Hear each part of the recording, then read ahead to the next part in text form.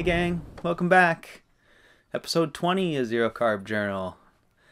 And I am so happy to be here and to be bringing these to you and to have this venue, you guys. Thank you so much, as always. So, it's Sunday, it's about 9:30 or so, and I am wiped out, you guys. I almost didn't do this, but I'm going to just give you a quick update and make it short. I just did that other one on Tuesday, so it hasn't been too terribly long, and there's not a lot to talk about other than I kicked my own butt this week, and I'm exhausted. So, left you guys middle of last week after I just returned from my trip, and I was sick. And I am pretty well over it, which is a relief, and I'm happy that it ended fairly quickly. I was through the worst of it already when I talked to you guys last time, or maybe right in the middle of it. But I kept working. I got to work and worked, the rest of the week, and I did 10 hours, and I pushed really hard. And geez, with no break last weekend and being sick and all that running around, I am just wiped out. So it's Sunday. I didn't work yesterday, and to be honest with you, I napped and just basically laid around, and I felt like a truck hit me. So, I'm kind of wondering, I think I probably just overdid it and tired myself out. I do think that maybe the road food may have had some effect. I did develop some acne this week, which I haven't had for a long time and has always been kind of one of my indicators that I might have a little bit of inflammation, at least I think. I don't know for sure, but got some acne, got really fatigued, was super sore. It makes sense. My work is really physical, and I was basically crawling around for 10 hours for 3 days in a row. It was the beginning of this new boat, and it's really strenuous. I'm just grabbing big bundles of wire up from out down below the frames of the boat in the bilge and putting them up. And anyways, I'm tired. I'm really tired. So, but, I feel pretty good. Let's see. I had a great week, despite being sick and despite being so tired. I got back to work. I dug in. I stayed the course. I hit my goals of trying to do 10 hours, at least the days I could. And I was super successful. The boat is going great. I'm moving right along. And so that felt good. I continued to eat one meal a day, which was interesting. It's interesting to go back and forth. I keep thinking that's going to be a problem, and it never is. I ate meals on the weekend and a couple during the day whenever I was hungry last week, and then just jump right back into working, and it seems to be just no issue at all. And then yesterday I was so tired, like I said, I mostly just rested, but I ate a lot as well, and it seems like I just get caught up on the weekends. I mentioned that before. One thing I do notice about the one meal a day, at least for me, is my indigestion, my gastric, distress that I've had all my life, I don't seem to do as well on one meal a day. It seems like it's more strenuous for my digestive system. I definitely end up with some, not pain or anything like that, but just a little bit of discomfort, and sometimes sort of larger BMs than usual when I'm not eating one meal a day. And a little bit of distress in the morning, usually when I head to the bathroom. I mean, not bad, just a little discomfort and kind of go, ooh, I gotta go use the restroom. And that doesn't happen when I'm not doing one meal a day. And so I don't know that it's necessarily one meal a day as much as my one meal a day. I just eat ground beef and I eat a lot of it, and I don't do well on fat. And so maybe it just I start running up against my fat threshold. I think it was last Tuesday I ended up vomiting, or maybe it was Wednesday right after my last update. That night, I think I ate a lot that night, and then I woke up at 2 in the morning or so, and I had my sweats and my shakes, and I was sick, and I'm used to that feeling. It always feels like it's like the gristle and the clear, hard, fatty bits and stuff, and they build up in my stomach when I eat too much of it, and my stomach doesn't just process it, and I can feel it, and I sweat, and I feel terrible, and then I just throw up and get it out, and I usually feel better pretty much immediately, and that's what happened that night, and it's pretty miserable. But you know, by the next morning I was fine, and so yeah, that's something that I've learned about myself. I don't know, you know, it must be tied into the way that I don't deal with fat very well. It doesn't concern me too much. I definitely just try to moderate, you know, not eating too much. But it's sort of a weird balance, right? Because when I do that one meal a day thing, I'm starving, and I seems like I could just eat endlessly. But I usually kind of stop myself because I know that it's gonna cause me some distress. So yeah, I'm still trying to balance that out and trying to figure out, you know, what it is that is the easiest on my tummy. I keep going back and trying less cooked steaks now and then, like I did a ribeye last week or so that I tried to cook correctly instead of overdoing it as everyone thinks. And yeah, I really don't care for them. And then the fat, then I really feel that fat in my tummy, especially the harder bits. I've got to be real careful not to eat those kind of clear, hard things in the meat. And so yeah, I don't know, just learning a little bit about myself as I go here. So it's interesting though, because the you know, when I was traveling, sort of your basic pre-made burgers at a restaurant, they always seem to be just fine. I mean, it might be because I just only eat a few of them at a time. I think that's probably likely. But for whatever reason, it sure seems different than when I cook them at home, and I feel like I need to eat like 20 of them. But out there on the road, like 4 or whatever was fine. So, you know, there's a difference in size, but not huge. So I don't know how that pans out, but I'm going down my path here and learning and trying to observe as much as I can. And that's one of the reasons why I'm motivated as well to share all these things with you, because it helps me to articulate this stuff and to kind of put my mind to it and think about what might be happening there. So anyways, I'm feeling pretty much great, other than just a little bit of distress from eating so much yesterday in my tummy and so much fatigue. But for the most part, like I said, I was able to stay going hard at work. Attitude was great in there, and just really pleased at how I'm able to keep pushing forward.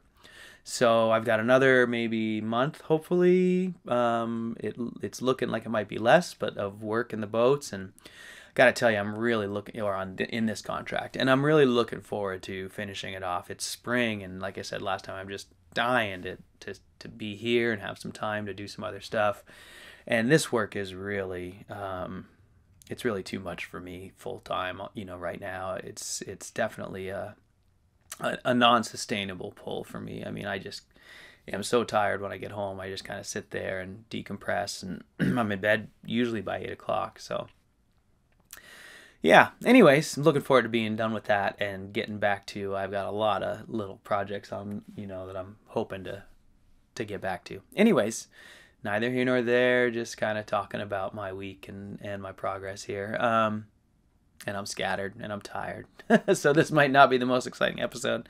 You know, I've gotten some great comments as always, and one of them, M. Fender, you asked me to talk about the transitioning to zero carb with severe IBS or IBD. And I can only give you my experience, and that is that, you know, I've always had sort of severe IBD, I guess, and I've always had diarrhea, and I used to, you know, use the restroom 5 times in the morning before I kind of got settled into the day on a good day, and a bad day was way worse. So all I can tell you about the transition is, you know, I read a lot of stuff about people trying to transition easy and whatever, and I think all you're doing is dragging it out. I think, you know, at least in my case, I always had gastric distress, and so going to zero carb, I mean, it didn't go away right away. I definitely had a rough transition. I definitely spent a few weeks, you know, with diarrhea and my tummy hurting, but it wasn't really any different than it ever normally was. So I noticed glimpses of it getting better. I would have some great long stretches. I wouldn't be urgent needing to use the restroom all day. So my advice is really to just dive in. I really believe that one of the best benefits, or one of the best functions of zero carb in the beginning is as an elimination diet. You may find you don't want to stick with it forever, but if you go strict zero carb for the first 30 days, I think you'll learn a lot. And I think one of the biggest mistakes I made was keeping things that I thought were okay. I mean, I was still in the zero carb world, but come to find out now a year later that eggs are a problem for me. And I always, I considered those safe and kept them in there. Now, I'm not saying you should drop eggs, but I am saying you should be pretty strict and limit limit your inputs to as few as you can, because it makes it much easier to evaluate how they're treating you. I find just beef and water is really what I prefer, and it's the simplest. And that might seem really hard and restrictive, but I believe it's actually the easiest. And so in the beginning, in the transition phase, I recommend just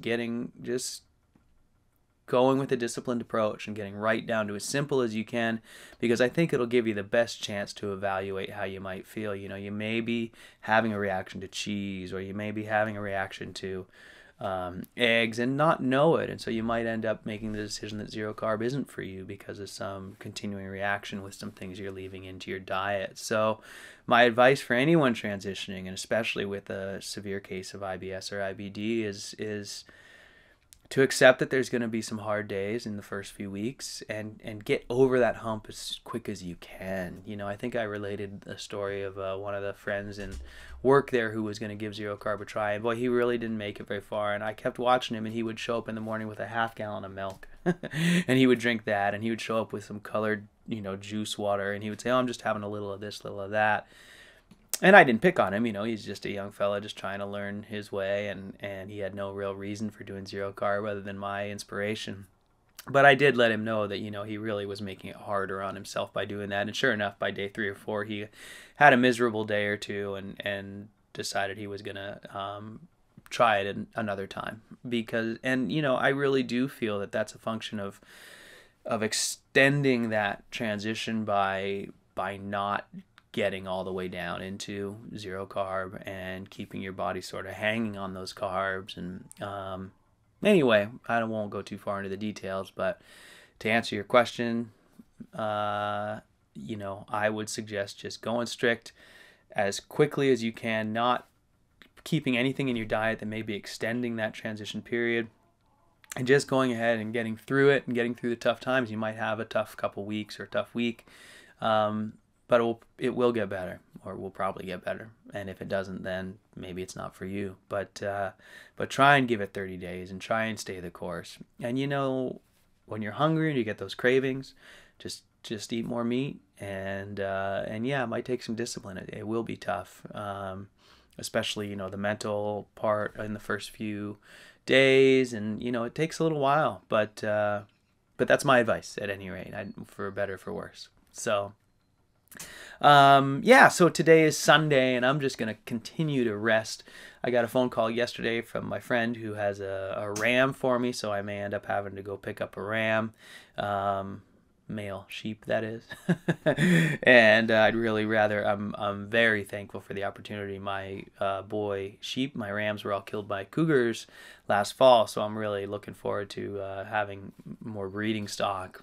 And so I'm very thankful that he's offering me this ram, so I will take advantage of that no matter what happens. But I kind of got my fingers crossed that he sleeps in and doesn't call, but he's really, really on the go, so he's probably going to. And I'm probably going to have to clean out my truck, which is loaded for the dump, unfortunately, but I'm going to have to clean it out and go pick up this ram and do a little farm work today, which is fine. But my goal is to rest and recover, continue to recover, and sort of get over the last of these snuffles and this fatigue and soreness I'm feeling, which is either residual from my sickness, my travel, some inflammation from what I ate, well, maybe all those things, and then just tired from work, and probably all those things put together. So, and I recognize that. And I talked about this the other day too. Yesterday I had sort of a mental low day, and I know myself well enough now that I know that just means I'm tired.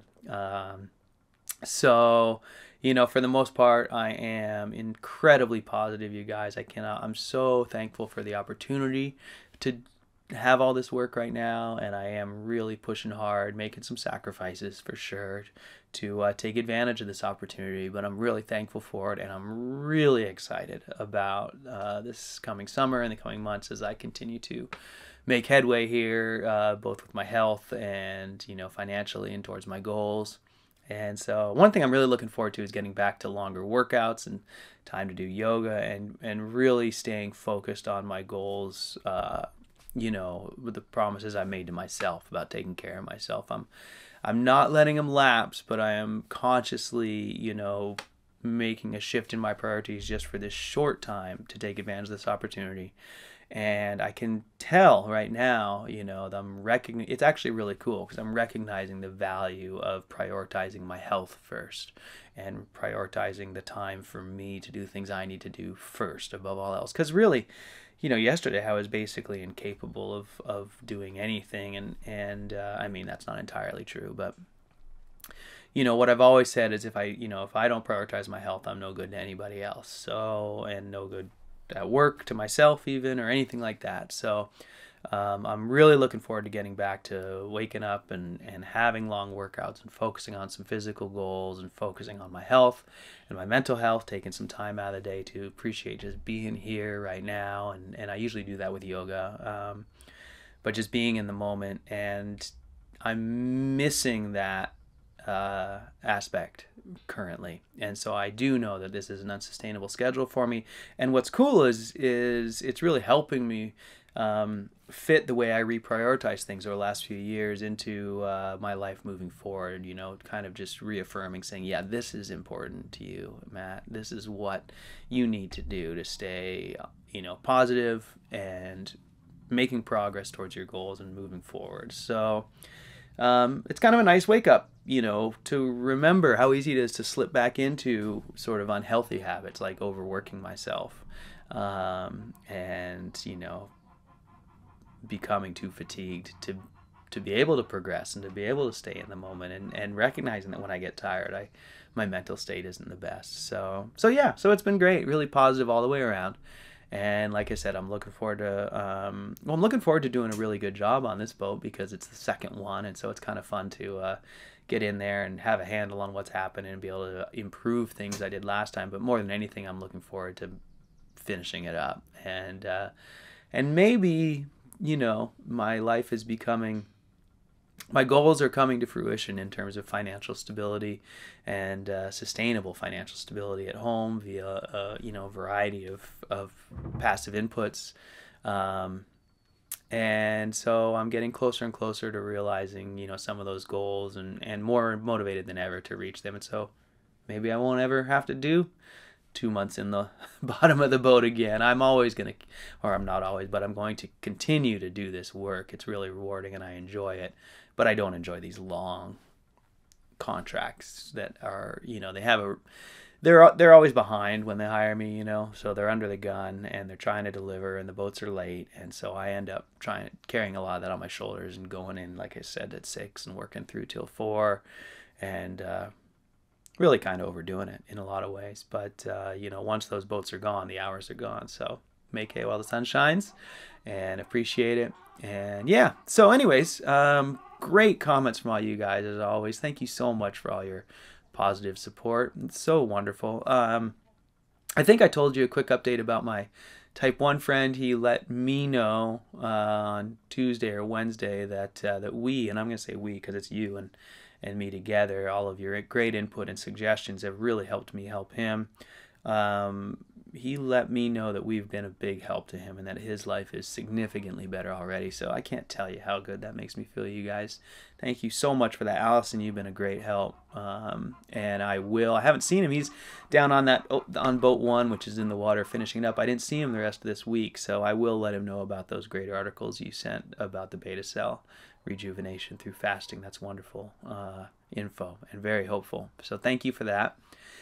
And let's see, what else can I tell you? Not much. I think I'm going to cut this one short now. Cut it off here and get my rest and hopefully come back to you guys next week. I'm going to be well into this boat and hopefully have a lot of the big pull behind me and kind of settle into the the long cruise through the middle of the job here, where maybe I won't work myself quite so hard physically. I'm hopefully going to stay the course and get the hours in there. But the first part of the job is physically very tiring, just crawling around in the boat and running the wires everywhere. And so I think I'm done with that, and I'll get off my knees a little bit and be able to stand up and do some wiring overhead. And anyways, hoping to be a little less beat up next week and come back to you guys with some more insights and maybe a little longer episode. But I promise coming soon. I'm going to get some more time to spend around here and really start to... I just started this thing in the middle of winter, kind of not knowing where we were going to go with it. And I'm looking forward to going a little deeper into this whole production and sharing, more with you guys as I go farther down the path here, and maybe, go out and eat out and share more of that with you, and show you around my world here, my life on the farm and all that. I know I keep talking about it, so I'm looking forward to doing that. And I can't thank you guys enough for following along. Hey, we hit 1,000 subscribers, you guys. We just did that, happen this week, so it made me so happy. YouTube keeps raising the bar. It looks like I'm still a long ways from being back to being a partner on this channel, but that doesn't matter to me. The 1,000 subscribers was a goal. It happened really fast, and I'm very thankful that I'm able to reach so many of you and interact with so many of you, and hopefully some of this is helpful and giving you some insights into what it's like to make the transition into zero carb and really commit to it for the long term. I feel absolutely blessed to have found this way of eating and to regain my health in such a profound way. And so I'm very eager to continue to share my story. Oh, I know something I forgot to tell you. I had a doctor's appointment last week. How about that? And, my doctor, as always, is great. And we discussed my blood work from December, which was interesting. And, one of the things that he brought up, which was really cool, he said, I'm using a tradition. He knows that neither he nor I really put too much stock in cholesterol numbers, or, we have had good conversations about all those things. And he had his concerns, he was concerned about my iron. I think I've told you that. And we measured that, and it was perfect. And he was, we talk about our concerns, what we want to measure. And, he came back at me this appointment with some evaluation of my blood work. And one of the cool things, he had his phone out, and he was like, I plug your numbers into this traditional calculator for cholesterol and heart disease.